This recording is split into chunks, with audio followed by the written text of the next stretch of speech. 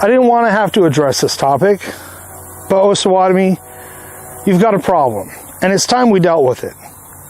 The problem I'm addressing is Osawatomie's love affair with John Brown.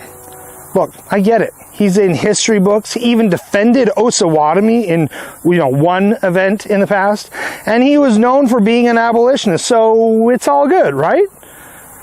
Yeah, I really wish that it were just that simple. On the evening of May 24th, 1856, John Brown set out with 7 others, including 2 of his own sons, and headed to the pro-slavery town of Osawatomie Creek, and over the course of the night, entered homes forcefully and dragged 5 unarmed men from their homes and hacked them to death with swords. At least one was purportedly finished with a bullet to the head by John Brown himself, although his followers insisted that he didn't personally do any of the killing. This event was later known as the Osawatomie Massacre. Now look, whether he got blood on his own hands or just on the hands of his sons, he was the leader of the group, and he selected the targets to be killed.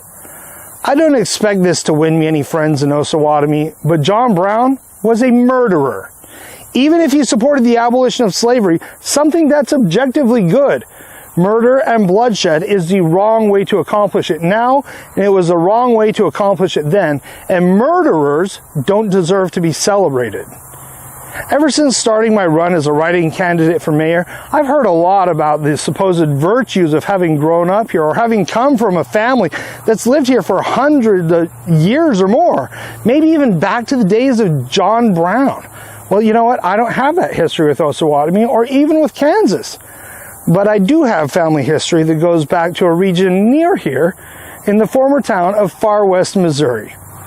In 1838, an armed mob calling itself a militia from Livingston County in Missouri approached Hahn's Mill in a Mormon settlement in Caldwell County. The settlers, accustomed to being harassed by that time, hid in fear, the men entering the mill with hopes that the walls would offer some kind of protection and a defensible position if the mob became violent. The mob surrounded the mill and killed all of the occupants in it in what is now known as the Hahn's Mill Massacre. After going in and finishing off the survivors and mutilating the dead, the mob headed for Far West, where militias and mobs were gathering with the Missouri governor's official orders to exterminate the Mormons or drive them from the state. On the way to Far West from Hahn's Mill, they crossed paths with my 5th great-grandfather, John Tanner. Now, when the captain's rifle misfired after being pointed at John's head, he struck John's head with the butt of his rifle, opening a gash the width of a man's hand down to the bone. It was purely by the grace of God that the blow didn't kill. In Far West, John Tanner was one of a group of hostages that had been gathered on the way who were traded for custody of the leader of the church, Joseph Smith, who surrendered under false promises of parley from the militia attackers. With Joseph Smith in custody, the people of Far West were told to hand over their arms or their leader would be killed. This is the one and only time that arms have been forcefully confiscated by government forces in American history. With the people unarmed, the mobs and militias were set loose and they beat and killed men, raped women, some until they were dead, looted and burned buildings, killed animals, and burned crops. At the end of it all, the people of Far West, including John Tanner and his sons, were forced at gunpoint to sign over the titles of their properties. You know, one of the big reasons why the Mormon settlers were hated was because they were against slavery, and the pro-slavery forces feared that the Mormons, who kept growing in their numbers, would push Missouri towards being a free state. My ancestors took no revenge, swore no hatred, simply salvaged what they could and moved on with the hope of finding a home that they wouldn't be driven out of. Now we're living in a time when tensions nationwide are opening up and people are being killed. Several political attacks have happened this year, some resulting in death and some just in damages, including the assassination of Charlie Kirk a week and a half ago. Last week, flyers began appearing all over Georgetown University, emblazoned with the words, "Hey fascist, catch!" which is one of the phrases inscribed on one of the bullets meant for Charlie Kirk if the first bullet hadn't found its target. The group putting those up Yeah, they're the John Brown Club.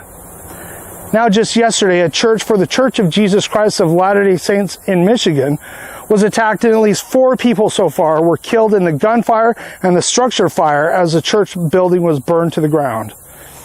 The tensions in this country are rising and are becoming violent. Here in Osawatomie, I've already been the target of hateful fear-mongering attacks of at least one individual who hates me for my religion. This individual is a spineless, pathetic coward who has launched his attacks against me through a fake profile on Facebook bearing the name Michael Espinosa and bearing a photo of John Brown for his profile picture.